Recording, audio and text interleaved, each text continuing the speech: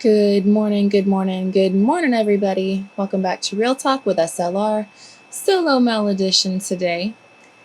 Gary's not feeling the greatest. Yesterday when we came back from dropping off his brother at the airport, he was really tired and worn down, from the guy's fishing trip. So he came home and got in bed and went to take a nap. And then, when he woke up from his nap, he was feeling even worse. And his stomach was kind of hurting him. He had a headache and so gave him some medicine and told him to sleep it off. And he did. He's been sleeping it off. And this morning he's still in bed, kind of barely making his way. And I asked him if he's feeling any better. And he did say he is feeling better, but he's still not 100%. So I'm going to have Gary just loaf, take it easy, get better. I definitely don't want him to be getting sick. So I'm going to take care of business solo today, which is A-okay with me. Hopefully it's A-okay with you. Today, even though Gary's not feeling good, is still going to be a good day. I'm going to get a lot of stuff done. I'm really happy that we ended up stopping into Home Depot yesterday and picking up a few things that I can do independently. So I'm going to definitely start working and getting onto that. I put up a community tab post basically showing a couple of different colors that we were deciding to work with. And I'm going to get a head start on that today. Now I said colors because there's multiple colors. So you see all this white that's out here? That's essentially what I'm going to be painting. Before I can put any color on it, I have to apply the white again because it's dry lock paint and it's made for masonry and it makes it waterproof, and it also works as a primer. So the only thing that really sucks about the dry lock is that, as you guys can see over there, it's orange and nasty looking, it's stained. I don't care how much I wash it and scrub it and whatever, the dirt out here stains it because it's a rubbery type of paint. Anyhow, that being said, there's different spots over here at the top of the house, by the air conditioners and stuff, where it drips and it looks really nasty. I don't know what I should do, whether I should scrub that with a scrub brush and some soap. I know it's not going to come off, but maybe try to get some of the roughness off or get whatever I can off. I know it's not going to come off because I've already been there, done that a while ago. So I don't know if I should try, though, to try to prepare the area before I do the dry lock, or if I should just say meh and just paint right over it. We'll see what I end up doing later, I guess. But all of this whole front of the basement is going to get repainted with some more dry lock. There's some spots that I have to take it all the way down to the very bottom. I'm going to do these pillar posts as well because they've never been painted. And I'm afraid that if I don't put the dry lock on it, when I put the other color on it, that it's not going to match and it'll look funny because these aren't primered with dry lock. So I'm going to be very busy today working on this whole front area and getting some colors going on. Now, the colors, where I'm painting, so all of the white that you presently see and these pillars are all going to be one color.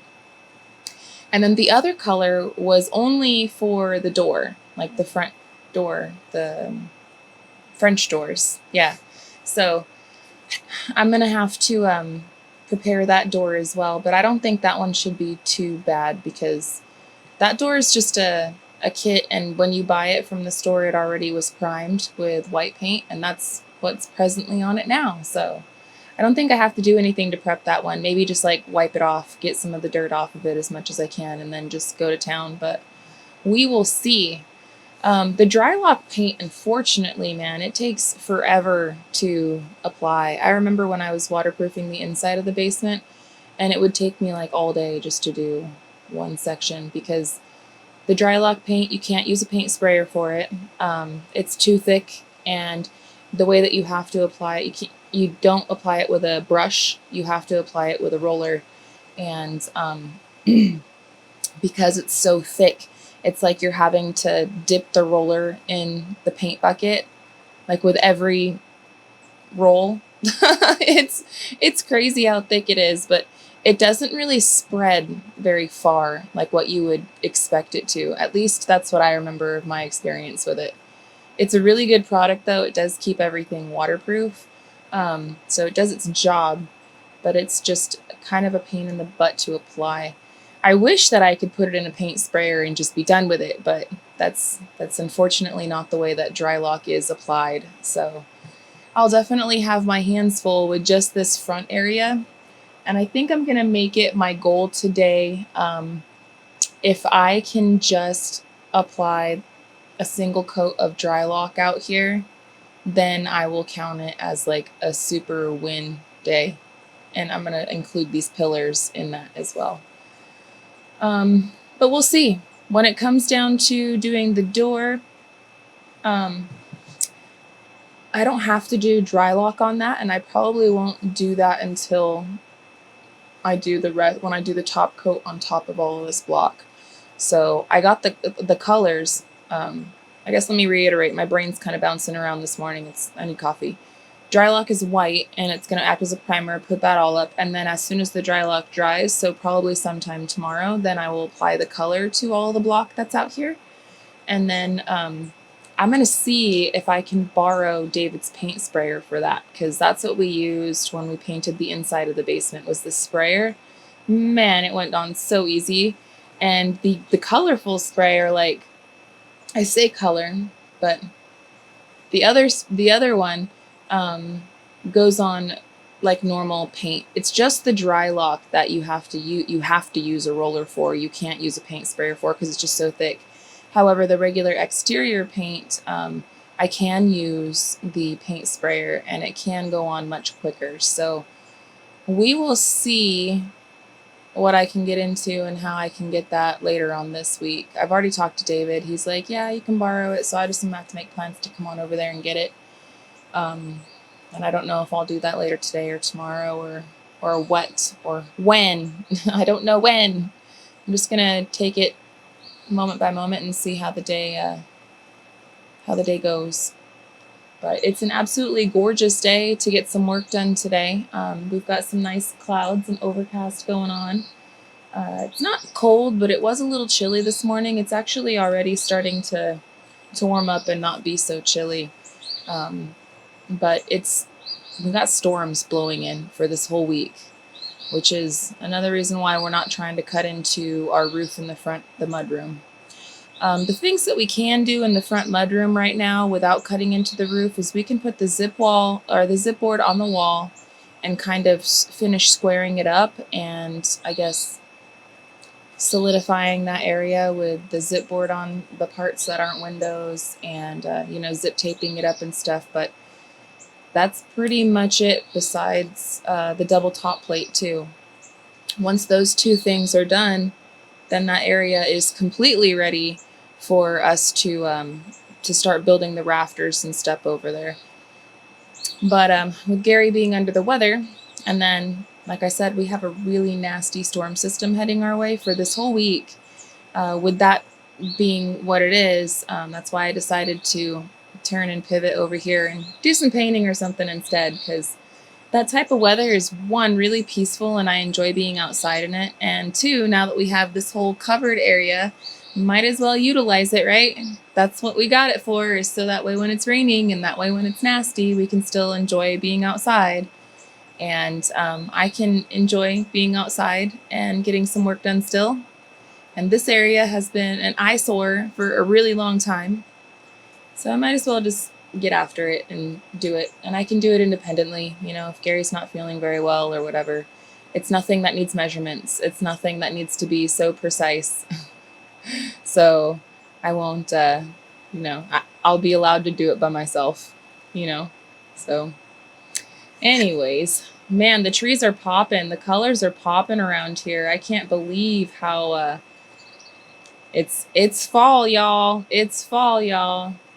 When I was driving home yesterday, from taking Curtis to the airport and stuff like that, like There were so many trees that were fully shedding on our drive, and I wish I would have, taken some sort of video or something, but it was absolutely beautiful. Instead of raindrops, it was leaves. And it was like we were just driving in this, the leaf drop, and it was just gorgeous, gorgeous, gorgeous, gorgeous. I don't know what it is about like the leaves falling from the sky, twirling around, It's just so pretty. But there's a lot of that happening lately. There's a couple of trees that I used to spy just right here in our own backyard that are now naked already. So, I mean, things are changing. I can't believe that this week is going to be as busy as it is. I'm going to have all of this project that I'm working on, but this week is also going to be Halloween for the kiddos and also Scarlett's birthday. So I've got 2 different events that I'm trying to also plan for in the midst of all of, the work and the company and all this stuff. So I'm going a little nuts and trying to make the squirrel slow down. Any of you parents out there, have you guys ever seen the movie Over the Hedge, or maybe grandparents or whatever, but have you guys ever seen the movie Over the Hedge? If not, it's a really cute movie. And you can Google it too, or like YouTube it, but there's a character in the movie called Hammy, and Hammy is a squirrel. And Hammy is like bing, bing, bing, bing, really fast, like running around all the time. And it's almost like to where Hammy is the one that they want to like have sneak and go get the food and stuff from the humans. It's a cute story.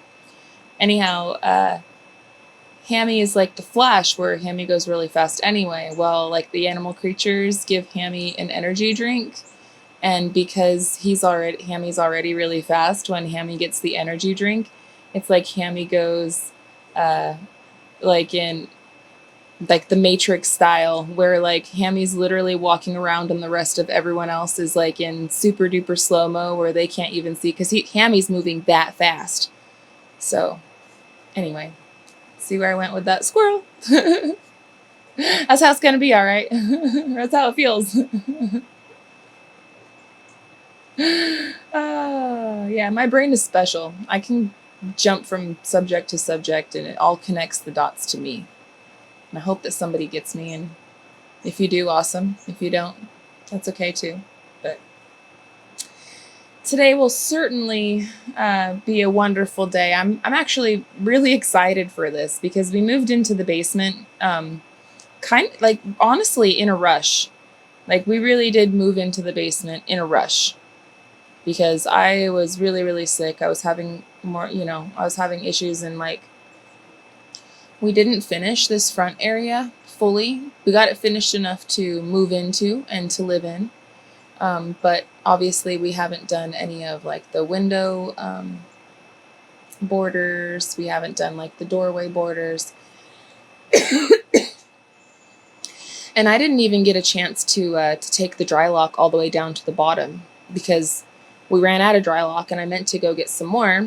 But then I got really sick, and life started lifing, and then winter started coming, and we had to deal with insulation and plumbing and just all this other stuff. So it just got lower and lower on our priority list. Now, I'm not upset though. Like it was definitely more of me rushing us along to get into the basement and out of the trailer because I had been feeling poorly, and it's really, really hard to live like in a camper when you're not feeling well and your day-to-day life is a struggle. You got to struggle for water. You got to struggle for electricity. Your bathroom quarters are extremely tiny. You can't take a bath and like relax your muscles. It was, and your bed is really like everything is really, really compact in a camper trailer. And when you're sick, at least for me, it made me feel even worse, so getting out of the trailer, the trailer was awesome. It was a means and it was a stepping stone for us. And I'll always be grateful and remember our time in the trailer. There was a lot of really good memories made over doing camp life, So I'm forever grateful for that. But the moment that we were able to get out of our micro trailer into the small basement, it changed the game, man. It changed the game because now we got a full-size bathroom. We actually have some space to walk around, and it's not just 8 feet narrow and long. It really changes your morale. It really changed our morale, and the oomph and the drive. And it made it just much more enjoyable to live inside the basement. But that being said, there are things, we've jumped from thing to thing based off of necessity at the time and also wants at the time. And this is just one thing that I need to come back to and revisit. And I am very, very excited to do it though, because we never intended on the basement being white like this. That was never the plan. The plan was always for it to be a color. I can't wait to show you guys the color. Now don't get too excited. I'll tell you this much. The main color of the blocks is not anything crazy. All right. It's the door that has like the colors, like the green and the blue and the red and stuff like that. That's what I was talking about for the door. I'm trying to keep the blocks and stuff really neutral so that way it does blend in with the cabin upstairs. Plus, I think at some point I might want to do something else on to the face of this block. Maybe with like some of our river rock and some more concrete and kind of like stick it to it. But I'm going to need a lot of rock for that. That's going to be a lot of scavenger hunts. And I'm nowhere near ready for anything like that. So what I painted is going to be to pretty it up. And I'll probably keep it like that for a long time. But it still might not even be like the complete finished because I would like to get some of those river rocks and like stick it over on top of there. And, but again, that takes a long time and a lot of going down to the creeks and, getting those rocks and hauling it back up and then smashing it. It's a long process. It's not just, woo, I got it done. But you guys know that. You get it. But it'll make it feel really nice over here. It's going to make it feel really refreshed and, inspire us a little bit more. And I'm really excited to get the windowsills on because we have a couple of trees. We're going to use cedar. And so the exterior windowsills, like, see how there's all that black right there? That black gunk is just, again, it's the zip tape, and then it's also this sealant. I don't have the right words, but it's like a gel that we put on there, or a rubber that we put on there on top of the tape to keep the tape from coming up or something. Gary knows better than I do, but it's like a spread that we spread it on top of there. So that's not even really supposed to be like that. That's just more waterproofing. That's just more of all that.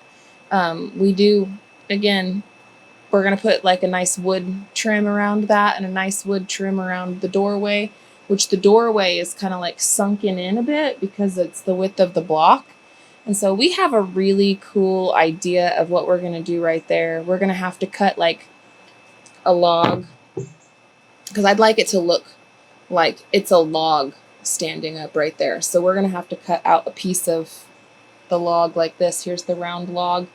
Cut a piece out like that, so that way you can put that up against the block wall and it'll look like a log.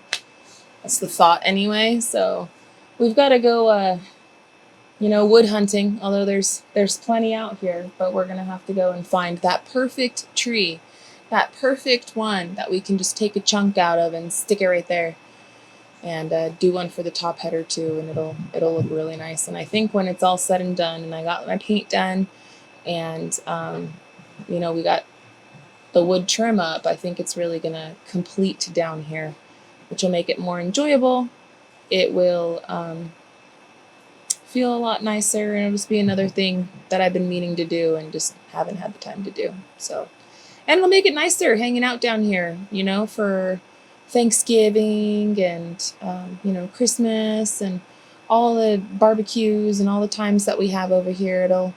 It'll be nice to have something feel more completed. And I don't know, when you live in a construction zone for years, and even before we lived out here in Arkansas, guys. We were in Arizona and we were doing a lot of prep and getting our house ready for sale and stuff. We've been living in a transitional state for years.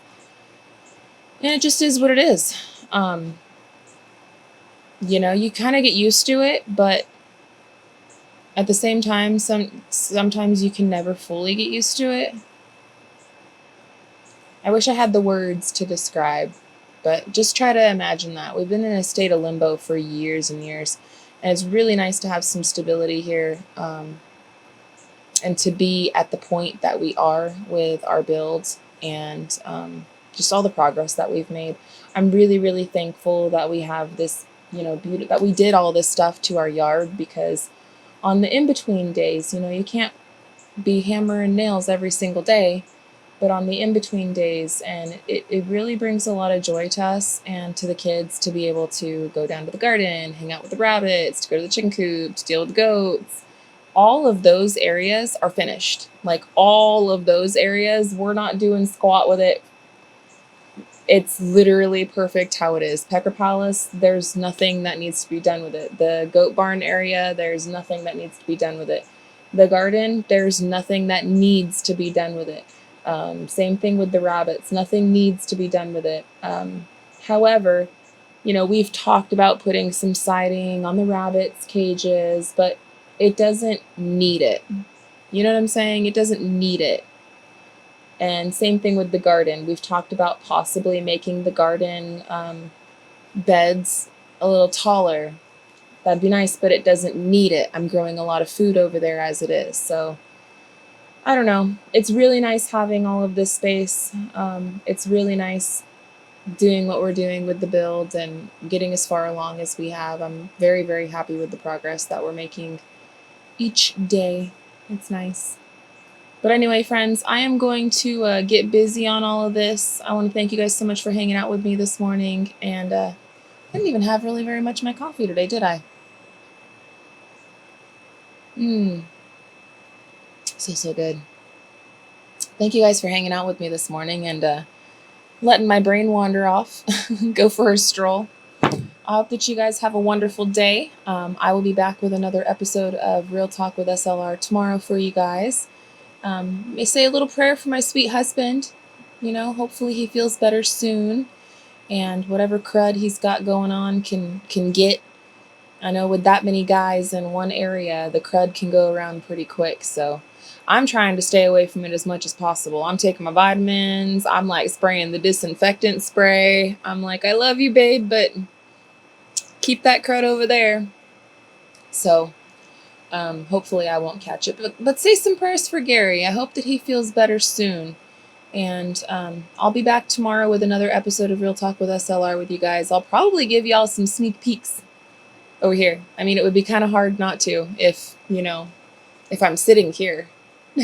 So, yeah. So stay tuned, friends. Thanks so much for hanging out with me. And until the next one, I love y'all, and I hope you have a good one. Later.